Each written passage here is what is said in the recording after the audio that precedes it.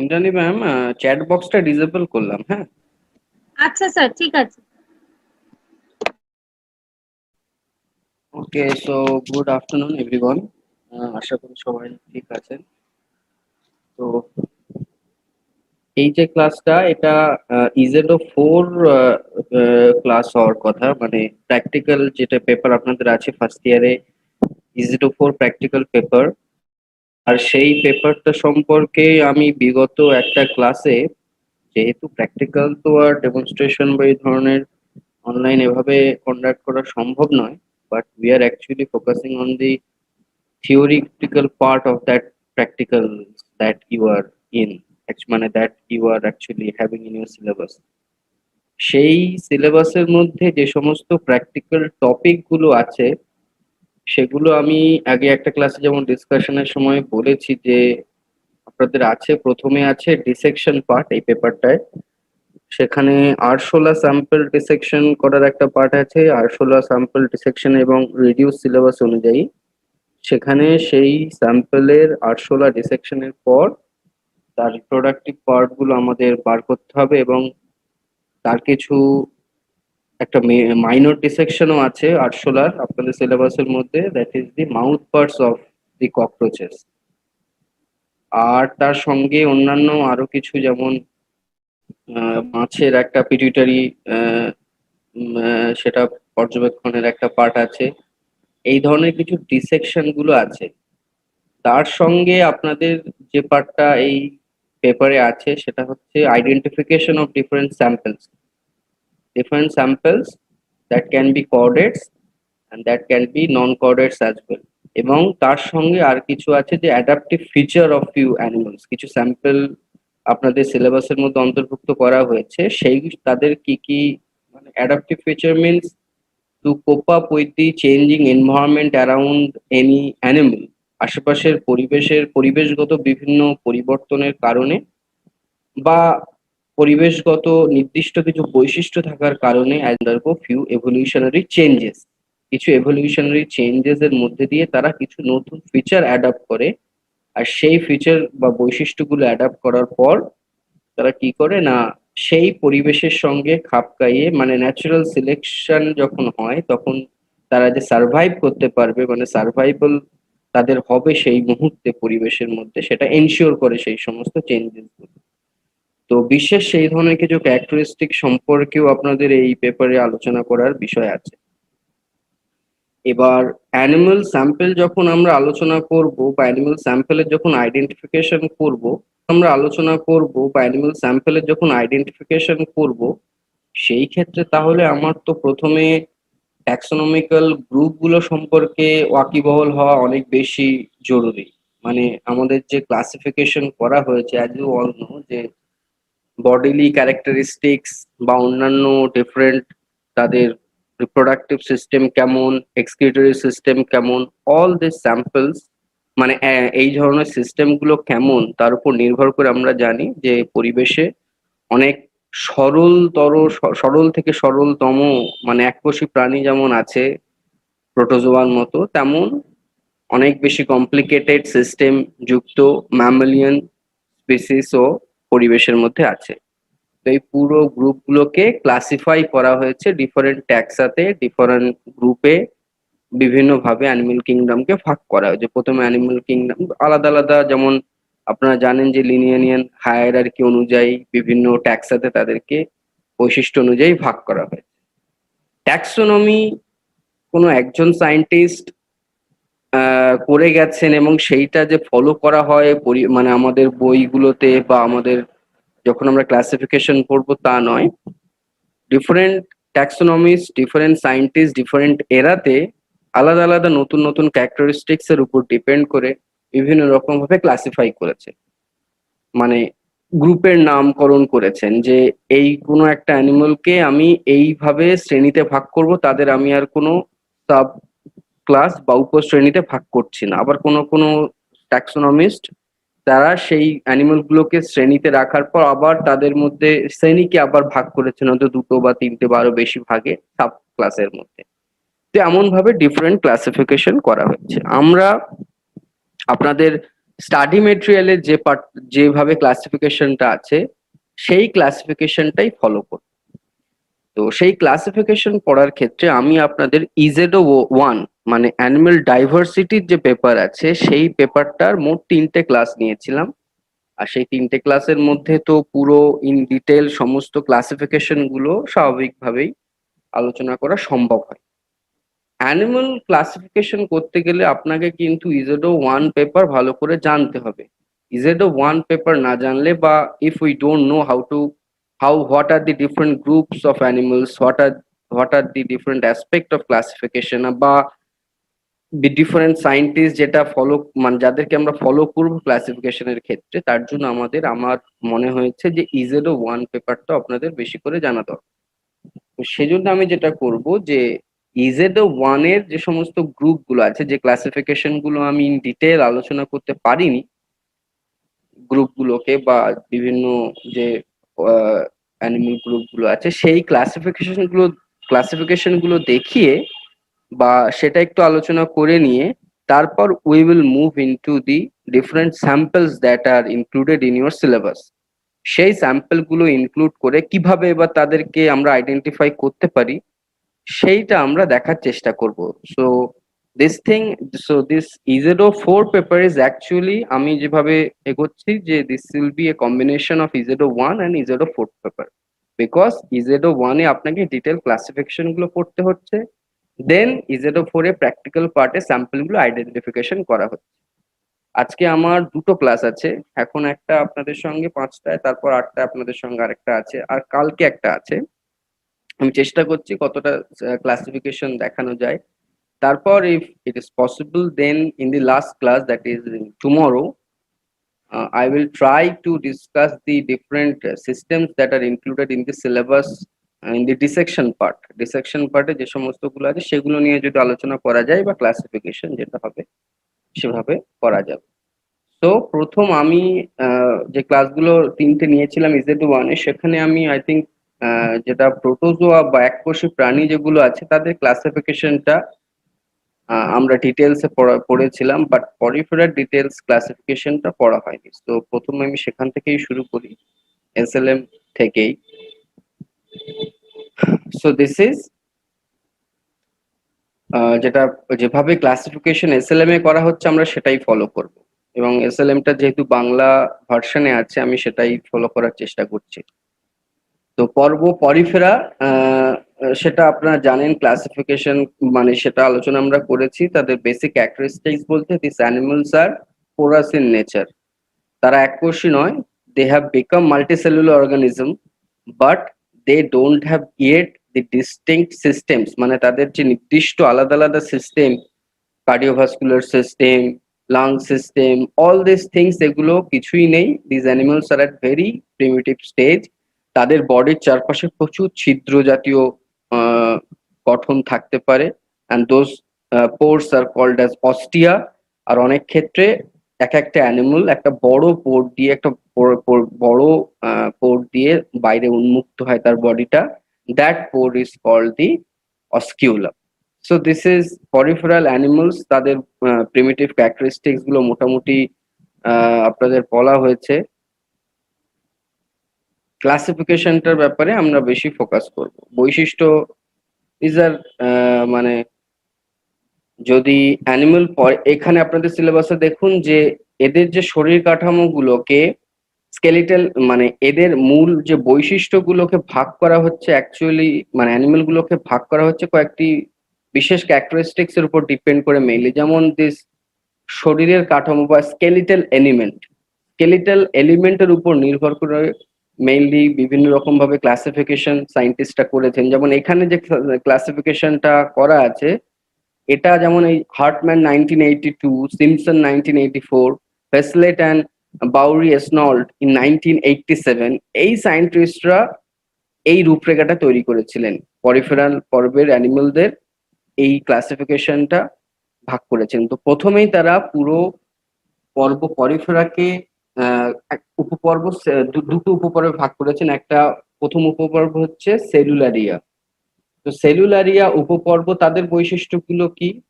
এই যে বডির কাঠামোর কথা বললাম, স্কেলিটাল এলিমেন্ট, এইটা কি বা স্পিকিউল কি, এইটা আমি একবার দেখিয়ে নিই। দিস, এই পিকচারটা আশা করি দেখতে পাচ্ছেন, দিস আর স্পিকিউলস ইন স্পঞ্জেস। এই যে এখানকার যে ছবিটা দেখতে পাচ্ছেন, this picture, this is different types of spicules that are present in the poriferal animal. এই স্পিকিউল গুলোই অ্যাকচুয়ালি কি করে, সেই অ্যানিমেলটার যে নির্দিষ্ট শরীরের কাঠামো, সেই কাঠামোগুলো তৈরি করে।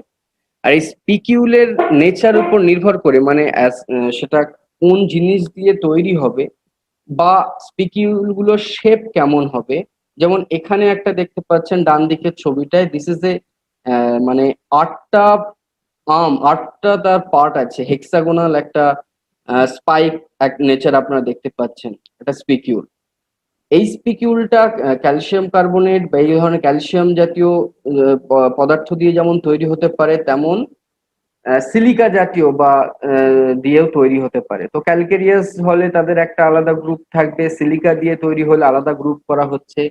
এই বৈশিষ্ট্যের উপর ভিত্তি করেই অ্যাকচুয়ালি তাদেরকে মেইনলি ক্লাসিফিকেশনটা করা হচ্ছে। So this spicules are actually giving the main bodily structure of any kind of sponge. Sponge means that are the poriferan animals. এই পরিফেরাল অ্যানিমেল গুলোই অ্যাকচুয়ালি তাহলে পরিফেরার বিভিন্ন রকম ভাবে তাদের বডির শেপটাকে নির্ধারণ করছে।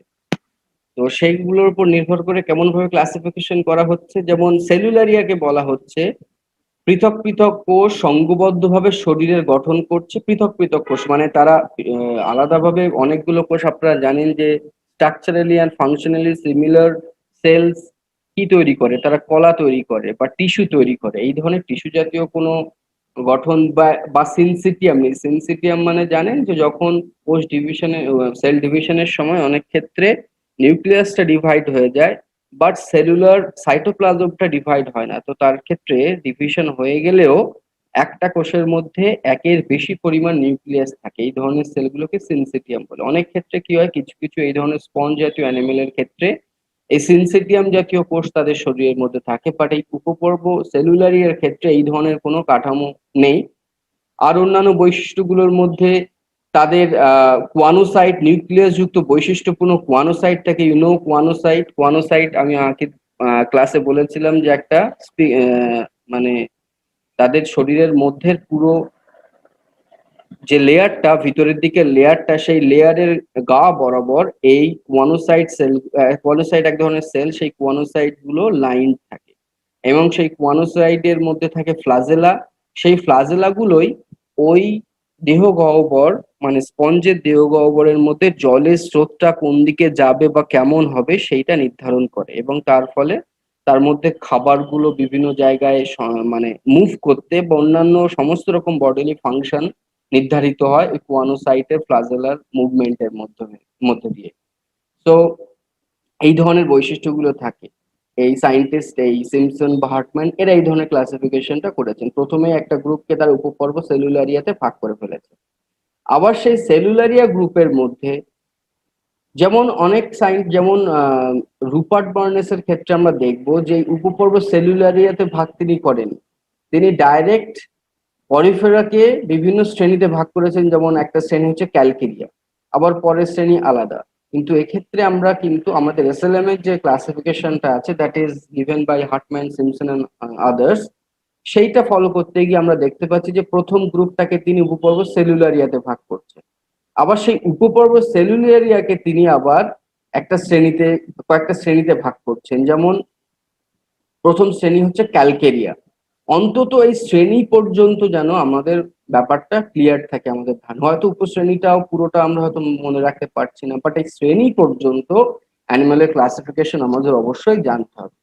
তো উপপর্ব সেলুলারকে তিনি ভাগ করেছেন, প্রথম শ্রেণী ক্যালকেরিয়া, তারপরের শ্রেণী হচ্ছে ডেমোস্পঞ্জিয়া, তারপরের শ্রেণী হচ্ছে স্ক্লেরোস্পঞ্জি। ঠিক আছে, তো এই উপপর্ব তাহলে সেলুলারিয়া তিনটে শ্রেণী পাচ্ছি। আবার ক্যালকেরিয়াকে তাহলে ভাগ করলে প্রথমে আমি যেমন বলেছিলাম যে স্পিকিউলের কথা, তো নাম শুনেই বোঝা যাচ্ছে যে এই চুন স্পঞ্জ বা ক্যালকেরিয়া স্পঞ্জ, এগুলো চুন জাতীয় পদার্থে নির্মিত। মানে ওই যে স্পিকিউল গুলো যাদের বডির যে স্ট্রাকচারটা তারা তৈরি করছে, that are made up of like spicules, calcareous spicules, যে স্পিকিউল গুলো যেগুলো চুন জাতীয় কাঠামো দিয়ে তৈরি। আর এই স্পিকিউল গুলো একে অপরের থেকে বিচ্ছিন্ন হয়ে থাকে। যে স্পিকিউল গুলো বড় আকারের হয় তাদেরকে মেগাস্ক্লেরি বলে, আর যেগুলো ছোট আকারের হয় তাদেরকে মাইক্রোস্ক্লেরি হিসেবে বলা হয়। এবং আরেকটা যেটা আছে পরিফেরাল অ্যানিমালের ক্ষেত্রে আমরা দেখেছিলাম যে ক্যানাল সিস্টেম, নালিকা তন্ত্র একটা ইম্পর্টেন্ট পার্ট, মানে একটা স্পেশাল ক্যারেক্টারিস্টিক যেটা ইভলভ করেছে পরিফেরাল অ্যানিমালদের মধ্যে। কারণ এদের মধ্যে যেহেতু অন্যান্য এক্সক্রিটরি সিস্টেম বা রেসপিরেটরি সিস্টেম বা অন্য এই ধরনের যত সিস্টেম আছে সেই সিস্টেমগুলো আলাদা করে ডেভেলপ করেনি, কিন্তু তাদের মধ্যে আছে ক্যানাল সিস্টেম। সেই ক্যানাল সিস্টেমের মাধ্যমে বাইরে থেকে জল প্রবেশ করে এবং ওই কোয়ানোসাইটের ফ্লাজেলার বিটের মাধ্যমে বস্টিয়ার মধ্যে দিয়ে জল প্রবেশ করে, সেটা জল প্রবেশ করলে তার মধ্যে যে খাবারগুলো সেগুলো ওই ফ্লাজেলা দিয়ে তারা গ্রহণ করে এবং বাকি জলটাকে তারা আবার বাইরে বার করে দেয়। তো এই যে পাঁচটা সরলভাবে বলতে গেলে, so this is the function of the canal system. এবং সেই ক্যানাল সিস্টেম আমরা দেখেছি যে তিন রকম ক্যানাল সিস্টেম আমরা যখন পড়েছিলাম, asconoid, syconoid and leuconoid. Asconoid being the most simple form of the canal system, সেটা আরেকটু বেশি জটিল হয়েছে সাইকনয়েড ফর্মে। And the most developed form of the canal system is of course the leuconoid type of canal system. তো এই canal সিস্টেমের presence বা অ্যাবসেন্স, কি ধরনের ক্যানাল সিস্টেম সেই স্পঞ্জের মধ্যে আছে বা একটা গ্রুপ অফ স্পঞ্জের মধ্যে আছে, সেটার উপর ডিপেন্ড করেও কিন্তু পরিফেরাকে বিভিন্ন ভাগে ভাগ করা গেছে। যেমন এই শ্রেণী ক্যালকেরিয়ার মধ্যে আমরা দেখতে পাচ্ছি যে all the three types of canal system, that is the asconoid, syconoid and leuconoid, all these three type of canal systems are present in this calcarea class. আবার সেই ক্যালকেরিয়া ক্লাসকে সায়েন্টিস্টরা তিনটে উপশ্রেণীতে ভাগ করেছেন। একটা উপশ্রেণী ক্যালকেনিয়া, আরেকটা উপশ্রেণী ক্যালকোরোনিয়া, আরেকটা উপশ্রেণী ফ্যারিট্রোনিডা, আরেকটা উপশ্রেণী হচ্ছে স্ফিংটোজোয়া। বাট আমি বলবো যে শ্রেণী পর্যন্ত, যদি ক্যালকেরিয়া পর্যন্ত অন্তত ক্লাসিফিকেশন অবশ্যই, মানে শ্রেণী পর্যন্ত যত ক্লাসিফিকেশন আছে পরিফেরা, সেগুলো অবশ্যই জানা দরকার। আচ্ছা, তাহলে শ্রেণী ক্যালকেরিয়াকে যে উপশ্রেণীতে ভাগ করেছেন, একটা হচ্ছে ক্যালসিনিয়া, লার্ভা, ফ্লাজেলা যুক্ত ফাঁপা বলের মতো। আর এই উদাহরণগুলো কোন গ্রুপের মধ্যে, কোন শ্রেণীর মধ্যে পড়ছে অ্যানিমালটা, সেটা কিন্তু we need to have a clear idea. যেমন ক্ল্যাথরিনা বা লিউসেটা, এটা অবশ্যই পরিফেরা। তারপরে তারা উপপর্ব সেলুলারিয়ার মধ্যে পড়ছে, তারপর তারা শ্রেণী ক্যালকেরিয়ার মধ্যে পড়ছে, এবং সর্বশেষে তাদেরকে ভাগ করা যাচ্ছে উপশ্রেণী ক্যালসিনিয়ার মধ্যে। সো এইটা আমি যখন জানবো, তাহলে আমি কিন্তু ক্ল্যাট্রিনার ক্লাসিফিকেশনটা জানতে পারলাম। আবার আরেকটা উপশ্রেণী হচ্ছে ক্যালকারোনিয়া, আবার সেটার এক্সাম্পল হচ্ছে স্কাইফা। আরেকটা হচ্ছে ফ্যারিট্রোনিডা, তার একটা উদাহরণ হচ্ছে পেট্রোজোমা। এইভাবে জানতে হবে। তো একটা শ্রেণী হচ্ছে দিস ইজ ক্যালকেরিয়া, যার স্পেকিউল গুলো আমরা দেখতে পাচ্ছি। দিজ আর কার্বনেট, মানে চুন জাতীয়, ক্যালসিয়াম কার্বনেট জাতীয় পদার্থ দিয়ে তাদের স্পেকিউল গুলো বা বডলি ফর্ম গুলো তৈরি হচ্ছে। এখানে আমরা দেখতে পাচ্ছি আর এক ধরনের ক্লাস, সেটা হচ্ছে ডেমোস্পঞ্জি। এদের দেখতে পাবেন যে স্পেকিউল গুলো, সেগুলো আবার স্পঞ্জিন সূত্র, আমি বলেছিলাম যে তিন ধরনের, এই স্পেকিউল গুলো তিন ধরনের পদার্থ দিয়ে তৈরি হতে পারে। ফার্স্ট ওয়ান বিং দি ক্যালসিয়াম কার্বনেট বা চুন জাতীয় পদার্থ, দ্বিতীয় হচ্ছে সিলিকা জাতীয় পদার্থ, বা আরেকটা হচ্ছে স্পঞ্জিন সূত্র, স্পঞ্জিন পদার্থ দিয়ে তৈরি আরেক ধরনের জিনিস দিয়ে এই স্পিকিউল গুলো তৈরি হতে পারে। তো এই শ্রেণী ডেমোস্পেঞ্জের ক্ষেত্রে আমরা দেখতে পাচ্ছি দুই ধরনের স্পিকিউল থাকতে পারে, either spongin fibers or the specule that are made up of silica বা সিলিকা নির্মিত স্পিকিউল। এই দুই ধরনের থাকে। এর মধ্যে দেখতে পাচ্ছেন ক্যালকেরিয়াস স্পিকিউল কিন্তু এর মধ্যে নেই, মানে ক্যালসিয়াম কার্বনেট বা চুন নির্মিত কোনো ধরনের স্পিকিউল এদের মধ্যে নেই। তো আর এদের নালিকা, ওদের ক্ষেত্রে যেমন দেখতে পাচ্ছিলেন যে তিন ধরনের নালিকা সংগঠনই দেখা যাচ্ছে, বাট এদের ক্ষেত্রে শুধুমাত্র লিউকনয়েড ক্যানাল সিস্টেমটার প্রেজেন্স আমরা দেখতে পাই। টোটাল শ্রেণী ডেমোস্পঞ্জিয়াকে আবার কয়েকটা উপশ্রেণীতে ভাগ করা হচ্ছে, যেমন হোমোস্ক্লিরোমরফা, টেট্রাকটিনোমরফা, সেরেক্টোনিওমরফা। এই তিনটে উপশ্রেণীতে আবার ভাগ করা হচ্ছে। সেই উপশ্রেণীর মধ্যে আবার উদাহরণ আছে, যেমন হেমোস্ক্লিরোমরফার মধ্যে যে তাদের যে স্পিকিউল গুলো বা স্পঞ্জিন যে ফাইবার গুলো, সেগুলো দেখতে পাচ্ছেন that are of equal length, সমান দৈর্ঘ্যের রশ্মি বা বাহু বিশিষ্ট টেট্রাক্সন স্পিকিউল দ্বারা গঠিত। আচ্ছা, স্পিকিউল আমি যেমন ছবিতে দেখিয়েছিলাম যে তার 6টা এন্ড আছে বা 6টা স্পিকিউল মানে 6টা তার আর্ম আছে বলতে গেলে, তাহলে সেটা হতো হেক্সাসকন। বাট দিস হেমোস্ক্লিরোমরফা এদের সবগুলোর ক্ষেত্রে দেখতে পাচ্ছেন টেট্রাসকন বা 4টে আর্ম থাকবে সেই স্পিকিউলের। এই ধরনের অ্যানিমালের উদাহরণ হচ্ছে অস্কারেলা। So this is one sub class of the class Demostheni. আরেকটা সাব ক্লাস উপশ্রেণী হচ্ছে টেট্রাক্টিনোমরফা, তার উদাহরণ হচ্ছে ক্লিওনা। এদের আবার স্পিকিউল গুলো দেখতে পাচ্ছেন যে মনো একজন megasclere spicule. Megasclere means spicule will be of bigger size and the arm of that spicule will be of only one, মানে একটা ইয়াম থাকবে। তো তাদের উদাহরণ হচ্ছে ক্লিওনা। তাহলে আমরা এ পর্যন্ত দুটো শ্রেণী পেয়েছি, একটা শ্রেণী হচ্ছে ক্যালকেরিয়া আর একটা হচ্ছে ডেমোস্পঞ্জি। নেক্সট আর একটা এবার এদের ক্লাসিফিকেশন অনুযায়ী তানারা যেভাবে করেছেন, প্রথম উপপর্ব হচ্ছে এখানে যেমন দেখতে পাচ্ছেন সেলুলোরিয়া, পরের উপপর্বে তিনি চলে গেছেন সিমপ্লাজমা। সিমপ্লাজমা ওকে কোন অ্যাসপেক্টে এই দুটো ভাগ করা হয়েছে? আগেরটায় সেলুলারিয়ায় তিনি দেখা গেছিল যে there are no syncytium cell that are present in those animals. ওই ধরনের অ্যানিমালের মধ্যে কোনো ধরনের সিনসিটিয়াম কোষ ছিল না। বাট সিমপ্লাজমা নামটা শুনেই মনে হচ্ছে যে এই ধরনের কোষগুলো মানে এই অ্যানিমাল গুলোর মধ্যে there will be few cells that are syncytium in nature. Syncytium means more than one number of nucleus present in this single cell. তো এই দুটো অ্যাসপেক্টে এই সমস্ত অ্যানিমাল গুলোকে ভাগ করা হয়েছে। এই আর একটা উপপর্ব তাহলে আমরা পেলাম সিমপ্লাজমা। এবার সেই সিমপ্লাজমাকে আবার আলাদা আলাদা শ্রেণীতে ভাগ করা হয়েছে বা আলাদা আলাদা ক্লাসে ভাগ করা হয়েছে। যেমন সিমপ্লাজমার ক্লাসগুলো কি কি? একটা হচ্ছে হেক্সাক্টেনিলিডা, একটাই ভাগের এখানে মোটামুটি তারা করেছেন হেক্সাক্টেনিলিডা। হেক্সাক্টেনিলিডার ভাগটা মানে তাদের বৈশিষ্ট্যগুলো কি? এর দেহ কাঠামো সিলিকা নির্মিত স্পিকিউল দ্বারা গঠিত।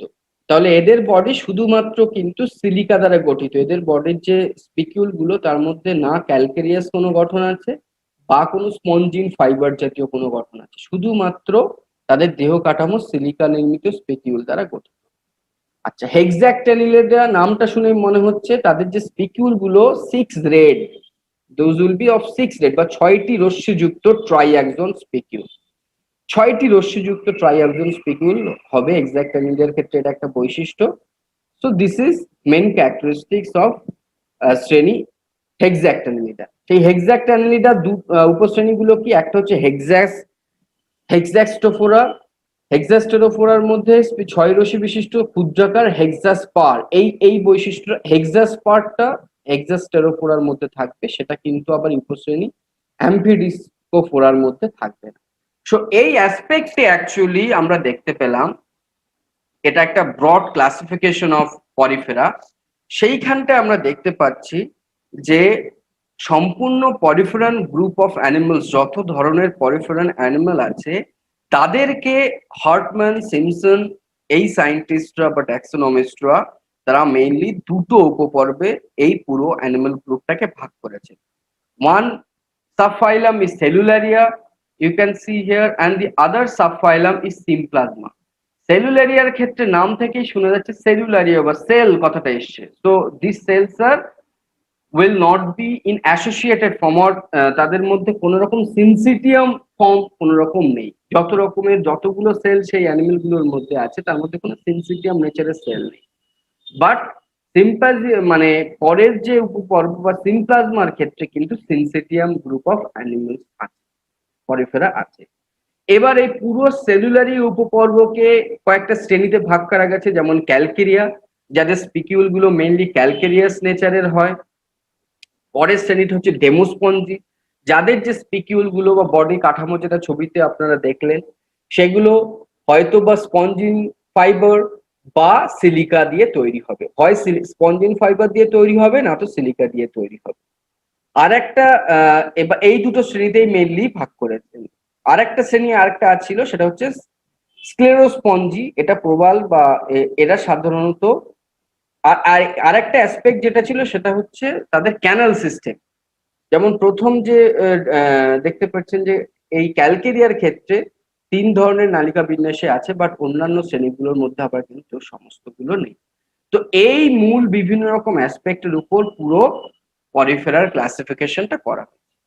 এবার knowing this classification of the Porifera, এখন আপনারা কি হবে যে যখন প্র্যাকটিক্যাল স্যাম্পল, এবার যদি কোনো পরিফেরাল প্র্যাকটিক্যাল স্যাম্পল আপনি পান, তখন আপনাকে সেই স্যাম্পলটাকে আইডেন্টিফাই করতে হবে, এবং আইডেন্টিফাই করে তারা কোন গ্রুপ অফ অ্যানিমালের মধ্যে আসে সেইটা আপনাকে জানতে, বা কোন ট্যাক্সনের মধ্যে সেইটা অ্যানিমালটা আসে সেইটা আপনাকে কিন্তু আইডেন্টিফাই করতে।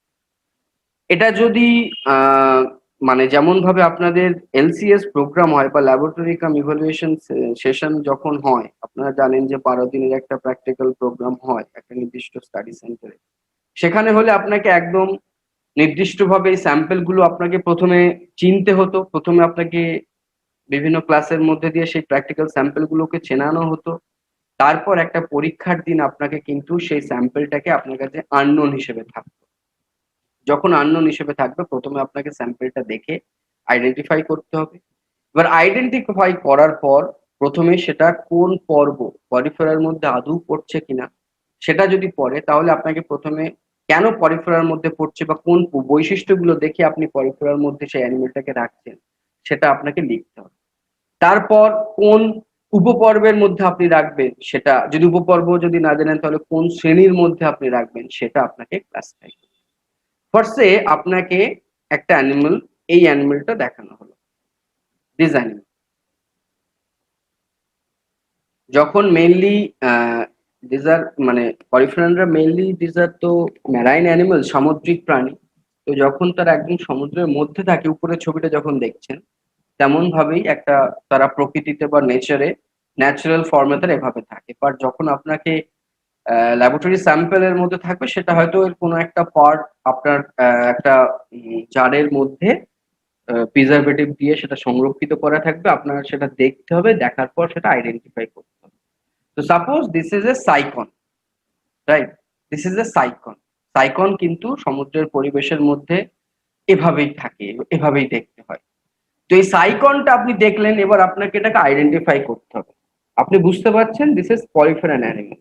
তো তাহলে কিভাবে এটা আইডেন্টিফাই করবেন সেটাই এবার আপনাদের এখানে যে প্র্যাকটিক্যালের এসএলএমটা আছে সেখানটা আপনারা দেখতে পাবেন। জাস্ট এখানে যাচ্ছি।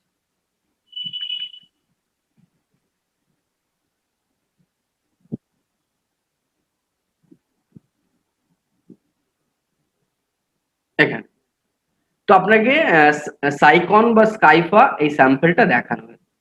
তো আপনি দেখে বুঝতে পারছেন যে স্যাম্পলটা পরিফেরা, এই স্যাম্পলটা, এই স্যাম্পলটা পরিফেরা। তো সেটাকে এবার আপনি কিভাবে লিখবেন না, এভাবে প্রথমে বৈশিষ্ট্য যে দেহ কোষীয় গঠনযুক্ত, প্রতিসম, অরীয়ভাবে মানে অপ্রতিসম বা অরীয়ভাবে প্রতিসম হয়। এই ক্যারেক্টারিস্টিক্স গুলো কিন্তু আপনারা যেটা এক্ষুনি আমরা পড়াশোনা করলাম পরিফেরার ক্যারেক্টারিস্টিক, সেগুলোই। তো সেই পরিফেরার ক্যারেক্টারিস্টিক্স গুলো লিখছি। যেমন এখানে দেহে অসংখ্য নালিকা থাকে, তারা নালিকা তন্ত্র গঠন করে, ক্যানাল সিস্টেম গঠন করে। কোন ক্যানাল সিস্টেম কি বৃত্তান্ত বা এর ডিটেলসটা কি সেগুলোর মধ্যে আমরা যাচ্ছি না। তো এগুলো সবগুলোই হচ্ছে কিন্তু পরিফেরা ক্যারেক্টারিস্টিক।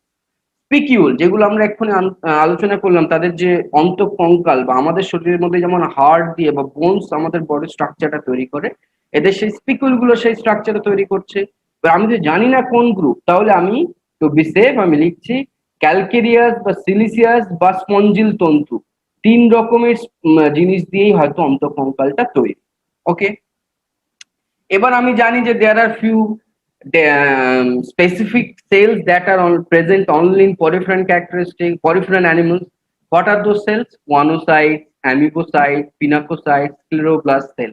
এই ধরনের সেলগুলো, এই ধরনের কোষগুলো এই অ্যানিমালটির মধ্যে দেখা যায়। ওকে, আরেকটা হচ্ছে কি যে পৌষ্টিকতন্ত্র বা বিশেষ শ্বাসযন্ত্র বা অন্যান্য যে অঙ্গ বা তন্ত্র, এগুলো অনুপস্থিত। তো আমি এই যে ক্যারেক্টারিস্টিক্স গুলো আছে, this characteristics are of a sample that belong to phylum Porifera. তো এটা লেখার পরে আমি লিখলাম তাহলে পর্ব পরিফেরা। স্কাইফার কথাই লিখছি। ওকে, তাহলে পর্ব লেখা হয়ে গেল, এখানে উপপর্বটা স্কিপ করা হয়েছে আপনাদের এসএলএম এ EZ04 এর। সেক্ষেত্রে এবার বলা হচ্ছে তারা কোন শ্রেণীর মধ্যে আসে। কোন শ্রেণী না, আপনি জানেন যে স্কাইফা ক্যালকেরিয়াস শ্রেণীর মধ্যে পড়ে। তো ক্যালকেরিয়াস শ্রেণীর মধ্যে যখনই আসছে তখন আপনাকে তাহলে ক্যালকেরিয়াস এর ক্যারেক্টারিস্টিক্স, শ্রেণী ক্যালকেরিয়াস এর ক্যারেক্টারিস্টিক্স এখানে লিখতে হবে। সেই ক্যারেক্টারিস্টিক্স গুলো কি, যে ক্যালকেরিয়াস বা ক্যালসিয়াম পদার্থ গঠিত স্পিকিউল নির্মিত কাঠামো, মানে এদের যে বডি কাঠামো বা যে bodily structure, that is made up of calcium component, calcareous spicule দিয়ে তৈরি। এটা হচ্ছে একটা ক্যারেক্টারিস্টিক্স। আর নেক্সট হচ্ছে এই যে স্পিকিউল গুলো, সেই স্পিকিউল গুলো মনোএক্সন বা একক্ষীয়, ট্রাইঅক্সন বা ত্রিঅক্ষীয় এবং টেট্রাএক্সন বা চার অক্ষীয় প্রকৃতির হয়। মানে এইগুলো এই এই এই স্পিকিউল গুলো আমরা যেভাবে আলোচনা করেছি ডিফারেন্ট শেপের হয়, ডিফারেন্ট আকৃতির, আপনারা দেখেছেন ছবিতে। তো এই ক্যারেক্টারিস্টিক্স গুলো are exclusive characteristics of class Calcarea. তো আপনি প্রথমে সাইকনকে প্রথমে বললেন যে এই ক্যারেক্টারিস্টিক্স গুলোর মাধ্যমে প্রকাশ পায় যে এটা পর্ব পলিফেরার মধ্যে আসে। পরের এই ক্যারেক্টারিস্টিক্স গুলো দিয়ে আমরা তাহলে আলোচনা করলাম যে এই অ্যানিমালটা শ্রেণী ক্যালকেরিয়ার মধ্যে আসে। এবার আপনি উপশ্রেণীর মধ্যে যাবেন। ক্যালকেরিয়ার বিভিন্ন উপশ্রেণী আছে, আপনারা জানেন, এখন আমরা পড়েছি যে উপশ্রেণী ক্যালকেরিয়ানের। এবার ক্যালকেরোনিয়া উপশ্রেণীর ক্যারেক্টারিস্টিক গুলো আপনি লিখছেন, যেমন অ্যাম্ফিব্লাস্টুলা প্রকৃতির লার্ভা। এদের যে লার্ভাল ফর্ম তার নাম হচ্ছে অ্যাম্ফিব্লাস্টুলা প্রকার। এই লার্ভার ফর্মটা অ্যাম্ফিব্লাস্টুলা টাইপ হয়। দেন কোয়ানোসাইট কোষ নিউক্লিয়াসের সামনের দিকে অবস্থান করে, মানে কোয়ানোসাইট কোষে নিউক্লিয়াস সামনের দিকে অবস্থান করে। এটা আরেকটা ক্যারেক্টারিস্টিক্স এই ধরনের অ্যানিমেল গুলোর ক্ষেত্রে। এই ধরনের দুই তিনটি ক্যারেক্টারিস্টিক্স, যেমন দ্বিমুখী স্পিকিউল একটি লম্বা রশ্মি থাকে, এগুলো সবই হচ্ছে উপশ্রেণী ক্যালকেরোনিয়ার বৈশিষ্ট্য। তো এই ক্যারেক্টারিস্টিক্স গুলো লিখলেন। লেখার পর এবার তো এই উপশ্রেণী ক্যালকুলিয়ার, এখন আপনি বলতে পারছেন না, বলছেন না যে এটা একটা এর মধ্যে সাইকন বা স্কাইফা কি না কি সেটা আপনি বলছেন না। তাহলে এবার কারণ হচ্ছে শ্রেণী, এই উপশ্রেণী ক্যালকেরোনিয়ার মধ্যেও তো আরো অনেক ধরনের অ্যানিমাল আছে। তো সব ক্যালকেরোনিয়া মানেই তো স্কাইফা তা নয়। তাহলে স্কাইফার কিছু স্পেসিফিক ক্যারেক্টারিস্টিক্স থাকবে, মানে যেটাকে দেখে স্কাইফাকে আমি আলাদা অন্য অ্যানিমাল গুলো থেকে আলাদা করতে হবে। যেমন এই ছবিতে দেখতে পাচ্ছেন, এটা হচ্ছে যদি স্কাইফার ক্যারেক্টারিস্টিক্স হয়, যেমন এর দেখতে কেমন, যে উপরের পোর্শন একটা অস্কুলার ফ্রিঞ্জ অফ মনোহ্যাক্সন, একটা অস্কুলার ফ্রিঞ্জ থাকবে উপরের দিকটায়। এই ছবিটায় ডার্মাল অস্টিয়া আছে, কমন বেস আছে একটা নিচের দিকে। তাহলে আমরা দেখি আপনাদের এখানে কেমন ভাবে লেখা আছে না, দেহ প্রাকার পুরু এবং তা থেকে বিভিন্ন ধরনের স্পিকুল প্রবর্ধিত হয়। টিউবের বা চোঙের ন্যায় লম্বা দেহ, এই যে চোঙের ন্যায় বা টিউবের মতো দেখতে এই অ্যানিমেলটাকে, তো সেই জন্য এটা বলা হচ্ছে টিউবের ন্যায় বা চোঙের ন্যায় লম্বা দেহ এবং নলাকার দেহের মধ্যভাগ ঈষৎ ফোলা, উপর প্রান্তে অস্কিউলামের মাধ্যমে উন্মুক্ত। এই যে অ্যানিমালটা উপরে দেখতে পাচ্ছেন যে বড় এই যে ছিদ্রগুলো মতো স্ট্রাকচার গুলো অস্কিউলাম। তো নলাকার দেহ উপরের প্রান্তটা অস্কিউলামের মাধ্যমে উন্মুক্ত হচ্ছে। এই যে ক্যারেক্টারিস্টিক্স গুলো, this characteristics are exclusive characteristics for any animal that is a Scypha or Sycon. তো আপনি তারপর শেষে লিখলেন যে অতএব সুতরাং নমুনাটি হলো Scypha, hence this sample is a Scypha. Okay, hence this sample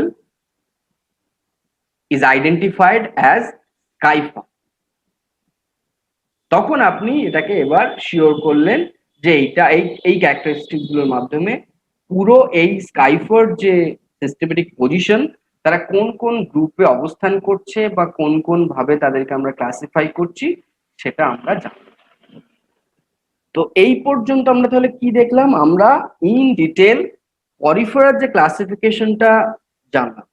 পরিফেরার যদি ক্লাসিফিকেশনটা আমি না জানতাম বা পরিফেরার আলাদা আলাদা গ্রুপগুলো কি কি সেগুলো সম্পর্কে যদি আমার যদি আইডিয়া না থাকতো, আমি কিন্তু এটা কোন শ্রেণী বা কোন উপশ্রেণী বা এর আলাদা ক্যারেক্টারিস্টিক্স কি সেটা সম্পর্কে আমি কিন্তু বলতে পারতাম।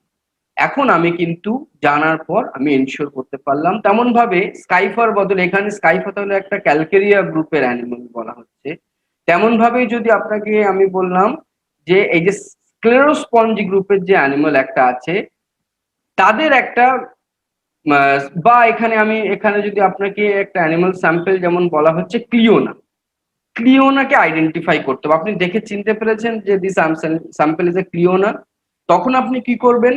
তখন আপনার যে পর্ব পর্যন্ত, মানে এটা যে ফাইলাম পরিফেরা সেটা আপনি যেহেতু জানেন, তো পরিফেরা পর্যন্ত আপনার ক্যারেক্টারিস্টিক্স গুলো একই থাকছে। তারপর ক্যারেক্টারিস্টিক্সটা চেঞ্জ হচ্ছে কোথায়? কারণ ক্লিওনাটা কিন্তু আর ক্যালকেরিয়াস ক্লাসের মধ্যে নেই, এটা তখন চলে যাচ্ছে ডেমোস্পঞ্জি ক্লাসের মধ্যে বা শ্রেণী ডেমোস্পঞ্জির মধ্যে। সেই ক্ষেত্রে এবার ডেমোস্পঞ্জি গ্রুপের ক্যারেক্টারিস্টিক্স গুলো আপনাকে সেখানে লিখতে হবে বা জানতে হবে। যেমন এদের যে ওর ক্ষেত্রে যেমন ক্যালসিয়াম কার্বনেট বা চুন জাতীয় চুন নির্মিত পদার্থ দিয়ে বডি স্ট্রাকচার বা স্পিকিউলটা তৈরি ছিল, এই ক্ষেত্রে কিন্তু তাদের বডি কাঠামোটা আবার স্পঞ্জিন ফাইবার বা অন্য কোনো সিলিকা নির্মিত বা সিলিকা দিয়ে তৈরি হয় এমন কোনো স্পিকিউল দিয়ে তৈরি। তো এইখানে আপনার ক্যারেক্টারিস্টিক্স চেঞ্জ হয়ে গেল। আবার উপশ্রেণীর ক্ষেত্রেও আপনার ক্যারেক্টারিস্টিক্স ক্লিওনা যেহেতু টেট্রাক্টিনোমরফার মধ্যে পড়ে, তখন আপনাকে এই টেট্রাক্টিনোমরফা ক্যারেক্টারিস্টিক সেখানে লিখতে হবে। সেখানে প্রথমেই আসবে যে টেট্রাএক্সন বা মনোএক্সন মেগাস্ক্লেরিস স্পিকিউল দ্বারা এরা গঠিত হবে, এটা হচ্ছে টেট্রাক্টিনোমরফা ক্যারেক্টারিস্টিক। তো তখন দেওয়ার পর এবার আপনি ক্লিওনার কোনো স্পেসিফিক যেটা দেখি, আপনি ক্লিওনাকে ধরুন এখানেই অ্যাসিকিউলিটিস বা অন্যান্য গ্রুপের অ্যানিমাল থেকে আপনি আলাদা, বা স্পঞ্জিয়া বা স্পঞ্জিলা থেকে আপনি আলাদা করে চিনতে পেরেছেন, তাহলে ক্লিওনার কোনো নির্দিষ্ট বৈশিষ্ট্য আছে, সেইটা আপনাকে ওখানে লিখতে হবে। এখানে আপনার সিলেবাসের মধ্যে যেহেতু শুধু স্কাইফাটা আছে বা সাইকনটা আছে আপনার এই পেপার, মানে এই পেপারের মধ্যে এসএলএম এ, সেক্ষেত্রে আপনি সাইকন বা স্কাইফাটা সম্পর্কে বেশি ভালো করে জানবেন, সেটার পুরো ক্যারেক্টারিস্টিক্স গুলো কি, কোন শ্রেণী কোন উপশ্রেণীর মধ্যে আসছে, সেগুলো আপনাকে জানতে হবে। ওকে, ইন ডিটেল আমি এ পর্যন্ত যেটা বললাম সেটা তাহলে আমাকে জানা হচ্ছে যখন আমি আহ কোনো প্র্যাকটিক্যাল আমি যখন, মানে আমরা যখন ম্যানুয়ালি করছি, পরীক্ষা সেন্টারে গিয়ে পরীক্ষা দিচ্ছি, স্যাম্পল জানছি, লিখছি। এবার ধরুন এই পরীক্ষাটা আপনার অনলাইন এক্সাম হবে বা এমসিকিউর মাধ্যমে হবে, সেক্ষেত্রে তাহলে তো আপনাকে আর এই ডিটেলস এইভাবে কয়েকটা ক্যারেক্টারিস্টিক্স গুলো জানতে হচ্ছে না, লিখতে হচ্ছে না। বাট এগুলো যদি আপনি না জানেন, তাহলে এগুলো থেকে যে সমস্ত ছোট প্রশ্ন বা এমসিকিউ গুলো আপনাকে করা হবে, সেগুলো কিন্তু আপনি আনসার করতে পারবেন। যেমন আপনাকে বলা হলো যে কাইফা বা সাইকন কোন ক্লাসের বিলং করে বা কোন শ্রেণীর মধ্যে সাইকন বা স্কাইফাটা আসে, তখন আপনি যদি এই ব্যাপারটা জানেন, পড়েন এভাবে, তাহলে আপনি ওখানে আপনার অপশন দেওয়া থাকবে ক্যালকেরিয়া বা ডেমোস্পঞ্জি বা অন্যান্য গ্রুপগুলোর যে অপশন গুলো থাকবে, সেখানে আপনি শ্রেণী ক্যালকেরিয়াটা চুজ করবেন। বা সেখানে আরো প্রশ্ন এমন ভাবে আসে যে সাইকনের বৈশিষ্ট্য কি, যদি সাইকনের শনাক্তকরণ বৈশিষ্ট্য কি, সেখানে হয়তো আপনাকে একটা ক্যারেক্টারিস্টিক্স বলে বলা হলো, প্রথম ক্যারেক্টারিস্টিক্সে আপনার কোনো পরিফেরার ক্যারেক্টারিস্টিক সেখানে লেখা হলো যে বডি পোরাস। সেকেন্ড ক্যারেক্টারিস্টিক্স এর যে শ্রেণীর ক্যারেক্টারিস্টিক্স লেখা হলো যে এদের যে স্পিকিউল গুলো ক্যালসিয়াম পদার্থ দ্বারা নির্মিত, এটা একটা ক্যারেক্টারিস্টিক। দেন আরেকটা বলা হলো এদের বডিটা টিউবের ন্যায় বা চোঙের ন্যায় লম্বা, বলা হলো তিনটে ক্যারেক্টারিস্টিক্স বলা হলো। এই তিনটেই কিন্তু স্কাইফার ক্যারেক্টারিস্টিক্স। তো তার ফলে তারপরে শেষ অপশন যদি এমন থাকে যে এগুলি সবকটি সাইকনের ক্যারেক্টারিস্টিক, তখন তাহলে আপনার সঠিক উত্তর কি ওই তিনটের মধ্যে কোনো একটা? না, সেক্ষেত্রে আপনার সঠিক উত্তর হচ্ছে এগুলোর মধ্যে সবকটি।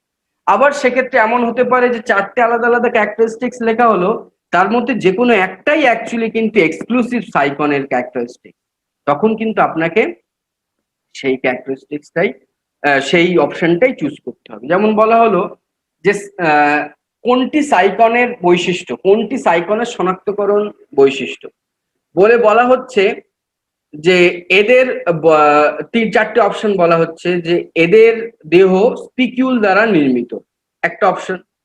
দ্বিতীয় বলা হচ্ছে এদের শরীরে হার্ট থাকে, হার্ট বা মানে সুগঠিত হৃৎপিণ্ড থাকে। তৃতীয় অপশন বলা হচ্ছে যে এদের শরীরে নিডোব্লাস্ট সেল থাকে বা নিমাটোসিস্ট কোষ থাকে, এটা একটা বলা হলো। চতুর্থত আরেকটা অপশন বলা হলো যে এদের শরীরে র্যাডুলা থাকে। তো এই যে চারটে ক্যারেক্টারিস্টিক্স আমি বললাম, এর মধ্যে আপনি পরিষ্কারভাবে দেখতে পাচ্ছেন যে আমি প্রথম যে ক্যারেক্টারিস্টিক্সটার কথা বলছি যে দেয়ার body is made up of spicule দ্বারা এদের বডিটা তৈরি। তখন আপনাকে কিন্তু ওই অপশনটাই চুজ করতে হবে, কারণ আপনি জানেন যে এদের বডির মধ্যে না কোনো হার্ট থাকে, কোনো সুগঠিত কোনো অর্গানই তো কোনো পরিফেরার মধ্যে নেই, অপশন এটা নেই। তৃতীয় আমি বলেছিলাম যে আর কি বললাম, আরেকটা বললাম যে বা এই যে ক্যারেক্টারিস্টিক্স গুলো আমি বলেছি, সেই ক্যারেক্টারিস্টিক্স গুলো কোনোটাই এর মধ্যে তাহলে আসছে না, শুধুমাত্র স্পিকিউলটার প্রেজেন্সটাই একে সাপোর্ট করছে। তো তখন আপনাকে কিন্তু ওই ক্যারেক্টারিস্টিক্সটাই চুজ করতে হবে। এমন ভাবে শুধু এই গ্রুপটা নয় বা কোনো স্কাইফার জন্য নয়, আপনাকে কিন্তু অন্যান্য যতগুলো ক্যারেক্টারিস্টিক্স মানে অন্য যতগুলো স্যাম্পল আপনার সিলেবাসের মধ্যে আছে, সেই স্যাম্পল গুলোকেও কিন্তু একই রকম ভাবে আমাদেরকে জানতে হবে। তো তাহলেই আমি একমাত্র সেই প্রশ্নগুলোর উত্তর আমি তখন করতে পারি। তো এই পর্যন্ত তাহলে আমরা পরিফেরা সম্পর্কে জানলাম। ওকে,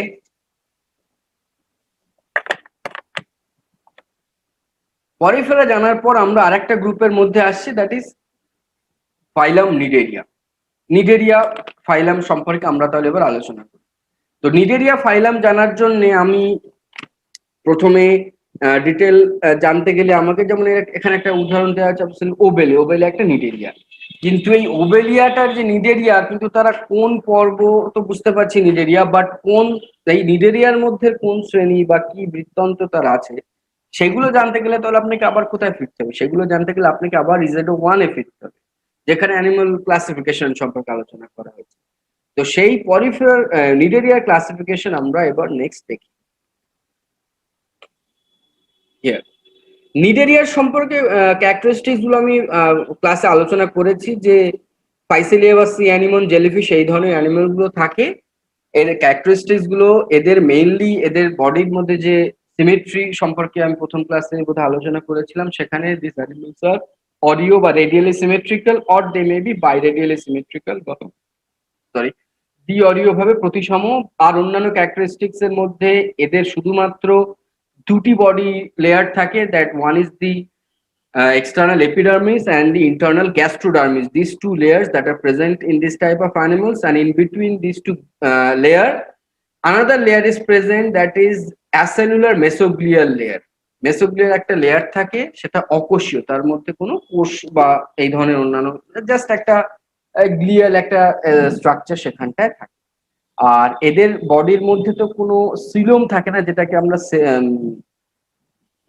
সিলোম বলে আমরা যেটাকে চিনি দেহ গহ্বর, বাট এদের শরীরের মধ্যে যে গহ্বরটা থাকে অ্যাকচুয়ালি সেটাকে আমরা সিলেন্টেরন বলতে পারি, যেটা এর যে ছিদ্রটা সেটা ব্লাস্টোকর্ড জাত। আর এদের মধ্যে কি থাকে আমরা সবাই জানি যে নিডিলের মধ্যে একটা স্পেসিফিক ক্যারেক্টারিস্টিক্স আছে, একটা বিশেষ ধরনের কোষ থাকে, দ্যাট ইজ নিমাটোসিস কোষ। এই নিমাটোসিস ধরনের আণুবীক্ষণিক কোষ বা মাইক্রোস্কোপিক সেলস, সেটা এই অ্যানিমাল গ্রুপের মধ্যে থাকবে এবং এদের সাধারণত এপিডার্মিসে এই কোষগুলো থাকে। So these are all characteristic statocyst নামক একটা সেন্সরি অর্গান বা সংবেদী অঙ্গ এদের থাকে। আর একটা হচ্ছে এদের জনন দুই রকম হতে পারে, যৌন বা অযৌন জনন। আর এদের বডিতে যে জীবন চক্র, তার মধ্যে দুটো দশা দেখা যায়, একটা হচ্ছে মেডুসয়েড দশা, যেটা জলের মধ্যে ভেসে বেড়াতে পারে, আর একটা হচ্ছে পলিপ দশা, যেটা জলের মধ্যে ভেসে বেড়াতে পারে না, তারা কোনো একটা জায়গায় স্টাক বা আটকে থাকে। তো these are main characteristics of phylum Cnidaria. এবার এই ফাইলাম নিডেরিয়াকে এবার আমি কোন, এখানে আমি কাদের ক্লাসিফিকেশন আলোচনা করছি আপনার এসএলএম অনুযায়ী, যেমন আছে পার্কার এবং হ্যাসওয়েল, মার্শাল বা উইলিয়ামস সম্পাদিত 1972 textbooks of zoology invertebrate volume 1 থেকে এই যে ক্লাসিফিকেশনের চার্টটা নেওয়া হয়েছে, এবং এই ক্লাসিফিকেশনটা আপনাকে ফলো করতে হয়েছে আপনার এসএলএম অনুযায়ী।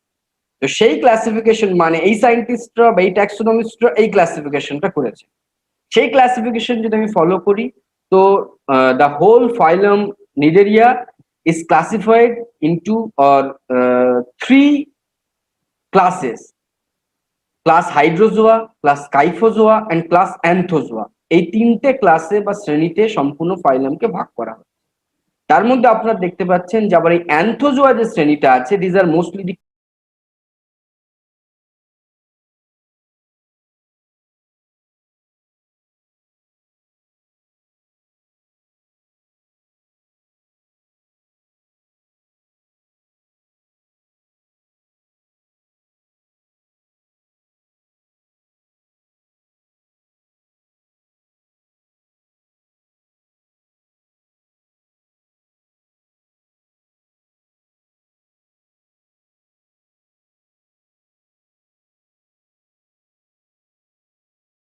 মেইন একটা ফর্ম হচ্ছে, সেটা হচ্ছে ওই যে আমি বলেছি যে যেটা আটকে থাকে জলের মধ্যে বা মুভ করতে পারে না, যে বডি জীবনচক্রের একটা স্টেজ, দ্যাট ইজ পলিপ। আর একটা হচ্ছে মেডুসা, যেটা জলের মধ্যে আমব্রেলার মতো তাদের একটা ভেলাম থাকে, সেই ভেলামে দিয়ে তারা জলের মধ্যে ভেসে বেড়ায়।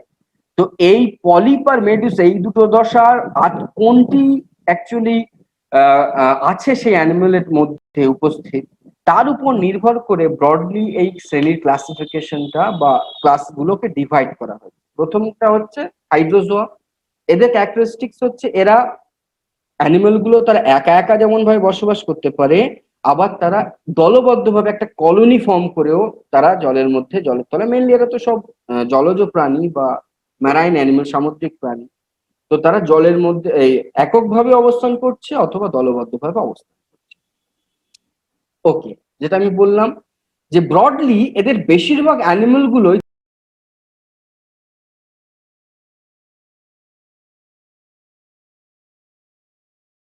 তারা কিন্তু হাইড্রয়েড বা পলিপ ফর্মে। মেডুসয়েড রূপী যারা আছে তারা খুব কম, খুব অল্প কিছু অ্যানিমেল এদের মধ্যে, এই গ্রুপের মধ্যে আছে যারা মেডুসয়েড ফর্ম।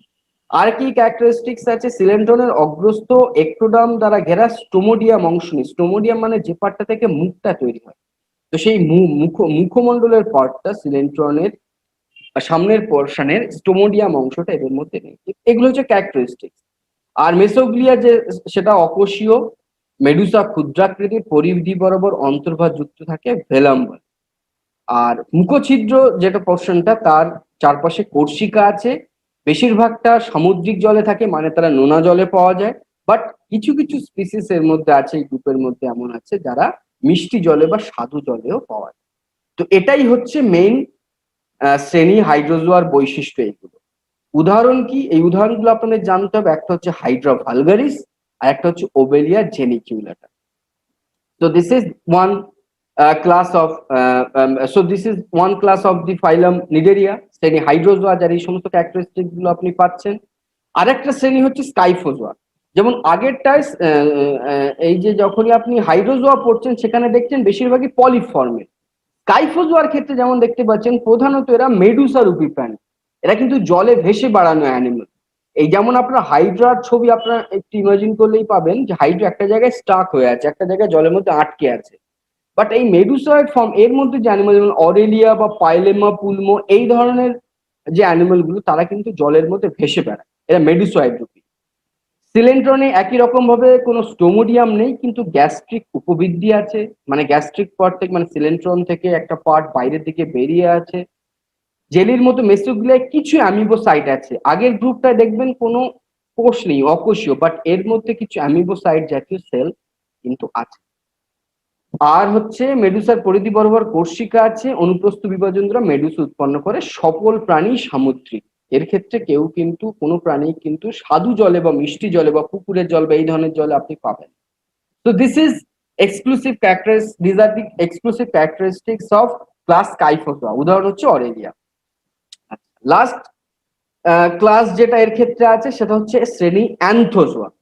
এর ক্যারেক্টারিস্টিক্স গুলো কি, একই রকম ভাবে অধিকাংশ এর ক্ষেত্রে কিন্তু, যেমন আমি অ্যান্থোজোয়ার কথা প্রথমেই বলেছিলাম, these are mainly coral form. আর কোরাল আপনারা জানেন যে অনেকগুলো অ্যানিমেল তার একসঙ্গে একটা কলোনি ফর্ম করে থাকে, দলবদ্ধ অবস্থায় তারা অবস্থান করে জলের নিচে। তারা একা একা কোনো অ্যানিমেল, কোনো একটা গ্রুপ অবস্থান করছে সেটা খুব কম সংখ্যা হয়, তাহলে অধিকাংশই দলবদ্ধ প্রাণী। আর কিছু থাকে যারা একক অবস্থায় বসবাস করে। ওকে, এর ক্ষেত্রে সমস্ত অ্যানিমেল গুলোই কিন্তু পলিপ, বা তারা একটা জায়গায় স্টাক, তারা মুভ করতে পারে না জলের মধ্যে এখান থেকে ওখানে। আর অন্যান্য ক্যারেক্টারিস্টিক্স গুলো হচ্ছে মুখপ্রান্ত চ্যাপ্টা, কোর্সিকাগুলি মুখগহ্বরকে ঘিরে রাখে। আর এই মুখে যেমন স্টোমোডিয়াম পার্টটা, যে পোর্শন থেকে মুখটা তৈরি হয়, সেই পার্ট কিন্তু আগের দুটো শ্রেণীতে ছিল না, বাট এর ক্ষেত্রে এই স্টোমোডিয়ামটা থাকে বা গালেট থাকে। আর সেই গালেটে সিলিয়াযুক্ত খাঁজ বা সাইফোনোগ্লিফ থাকে। তো দিজ আর মেন ক্যারেক্টারিস্টিক্স, এগুলো সকলই সামুদ্রিক প্রাণী। শ্রেণী অ্যান্থোজোয়াকে আবার দুটো ভাগে ভাগ করে। যে সাইফোনোগ্লিফের কথা যেটা বললাম, কি সাইফোনোগ্লিফ হচ্ছে একটা সিলিয়েটেড একটা গ্রুপ, একটা খাঁজ যার মধ্যে প্রচুর সিলিয়া অবস্থান করে। এটা সাধারণত সি অ্যানিমেল বা কোরাল জাতীয় অ্যানিমেলের মধ্যে দেখা যায়। আর এরা কি করে, এরা বাইরে থেকে খাবার টাবার গুলো, এদের মেন কাজ হচ্ছে রেসপিরেশন, মানে বাইরের জল যখন ঢুকছে সেখান থেকে রেসপায়ার করা, আর জলের মুখ বা বাইরে থেকে যে জলটা গ্রহণ করছে বা খাবারগুলো বা জিনিসপত্রগুলো গ্রহণ করছে সেগুলোর মাধ্যমে শরীরের মধ্যে একটা প্রেশার বা ইন্টারনাল প্রেশার, যে একটা প্রেশার, সেই প্রেশারটাকে মেনটেন করা হচ্ছে এই যে সাইফোনোগ্লিফের কাজ বা গ্যালেটের কাজ। এই সাইফোনোগ্লিফটা তাহলে আপনি অ্যান্থোজোয়া গ্রুপের অ্যানিমেলের মধ্যে দেখতে পাচ্ছেন, অন্যগুলোর মধ্যে দেখতে পাচ্ছেন না। দুটো উপশ্রেণী আছে হেক্সাকুলারিয়ার মধ্যে, একটা হচ্ছে এই অ্যান্থোজোয়ার মধ্যে, একটা হচ্ছে হেক্সাকুলার কোরালিয়া বা জো অ্যান্থেরিয়া। এদের বৈশিষ্ট্য হচ্ছে কোর্সিকা বা মেসেন্টারি সংখ্যায় বেশি, 6-এর গুণিতক সংখ্যায় থাকে, আর সাধারণত দুটো সাইফোনোগ্লিফ থাকে, এদের অন্তঃকঙ্কলে কোনো স্পিকিউল থাকে না। তো দিস আর দি ক্যারেক্টারিস্টিক্স।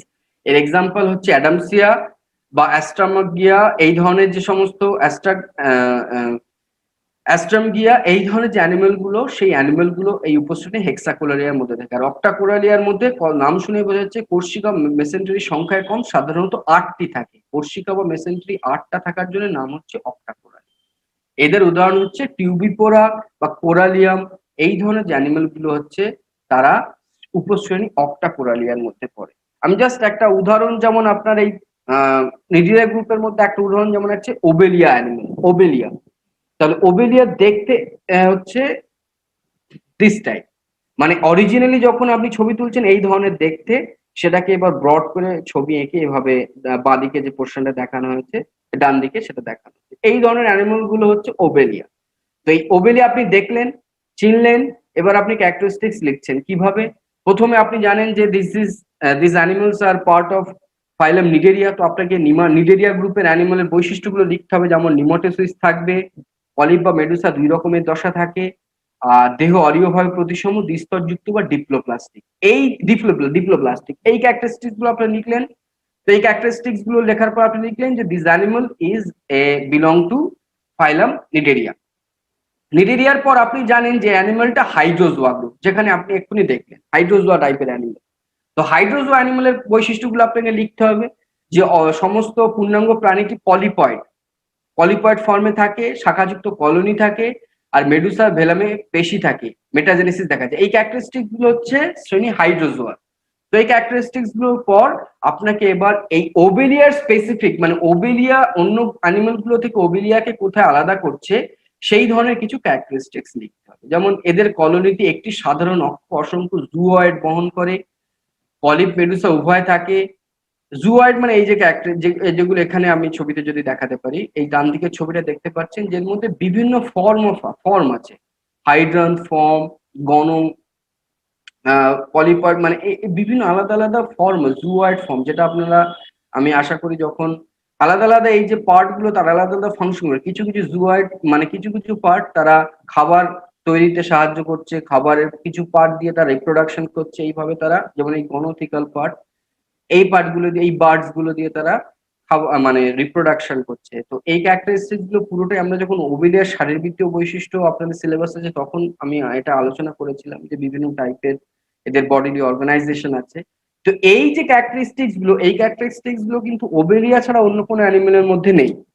তো তখন তাহলে আপনাকে লিখতে হচ্ছে যে this animal is now classify করার পর যে hence this sample is Obelia species, বা সুতরাং এই প্রাণীটি বা এই নমুনাটি হচ্ছে ওবেলিয়া প্রাণী।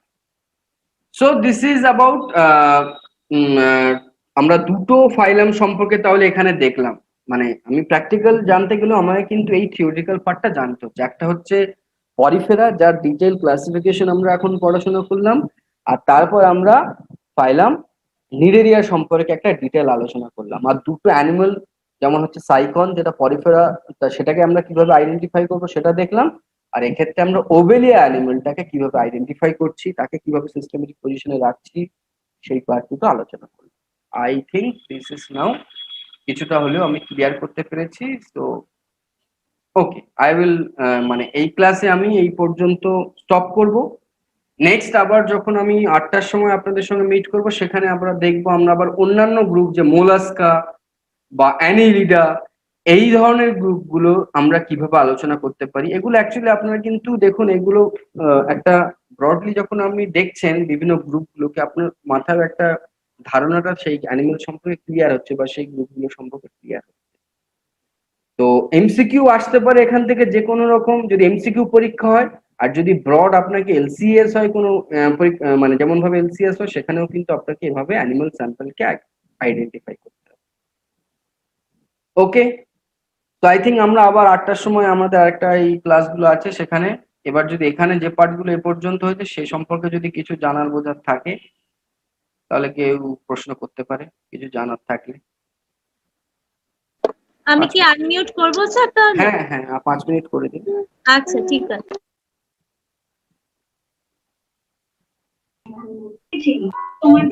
Hello sir. হ্যাঁ বলুন। স্যার বলছি আমি প্রথম ক্লাসটা মিস করে গেছি, একটু যদি সেটা সম্পর্কে একটু কিছু বলেন, যদি ডিসকাস করেন। প্রথম কোনটা? Practical class? Is it 4? হ্যাঁ, প্রথম প্র্যাকটিক্যাল ক্লাস।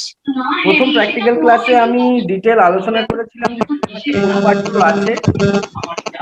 সেখানে আপনাদের বিভিন্ন অ্যাকচুয়ালি প্র্যাকটিক্যাল ক্লাস তো থিওরি দিয়ে এভাবে হয় না। প্র্যাকটিক্যাল ক্লাস প্র্যাকটিক্যাল প্রেজেন্স থাকতে হবে, প্র্যাকটিক্যাল মানে সিনারি ল্যাব থাকতে হবে, স্যাম্পল থাকতে হবে।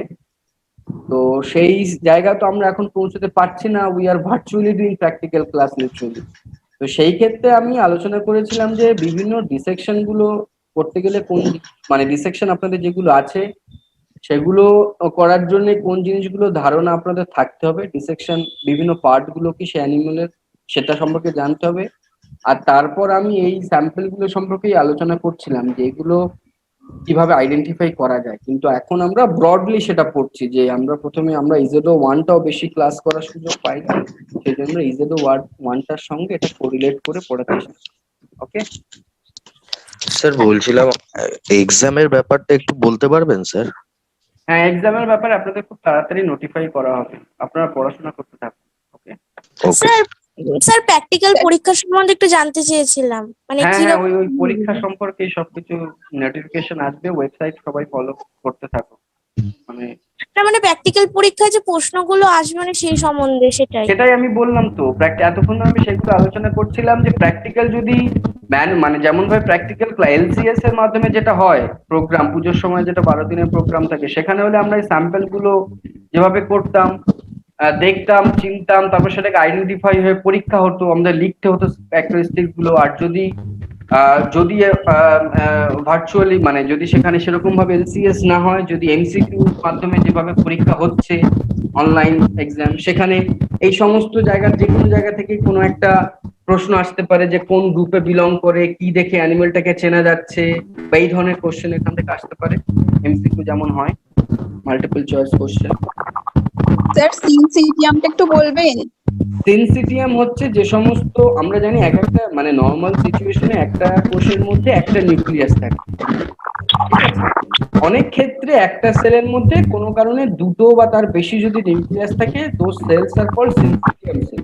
তখন এই ধরনের সেল হতে পারে, আমরা জানি নর্মাল সেন্ট্রিফিউশনের প্রসেস সেলের প্রথমে নিউক্লিয়াসটা ডিভাইড করে, নিউক্লিয়াস ডিভাইড হয়ে গেলে তারপর তার সাইটোপ্লাজমিক একটা প্লেট তৈরি হয়, সাইটোপ্লাজমটাও ডিভাইড করে একটা সাইটোপ্লাজমের পার্ট একটা নিউক্লিয়াস নিয়ে চলে যায়, আর একটা সাইটোপ্লাজমের পার্ট আর একটা নিউক্লিয়াস পায়। এটা হচ্ছে নর্মাল প্রসেস। আর অনেক কি হয় যে নিউক্লিয়াস ডিভিশন হয়ে গেছে কিন্তু সেই সেলটার সাইটোপ্লাজম ডিভাইড করলো না। তো এই ধরনের ক্ষেত্রে অ্যাকচুয়ালি আমরা কিন্তু সিনসিটিয়াম কোষ পাই। ওকে পলিফেজের ব্যাপারটা বলবেন? একটুখানি স্যার কোনো বই কিনতে হবে? স্যার অ্যাটেন্ডেন্সের ব্যাপারটা একটু বলুন। স্যার প্র্যাকটিক্যাল জুলজির উপর কোনো বই কিনতে হবে?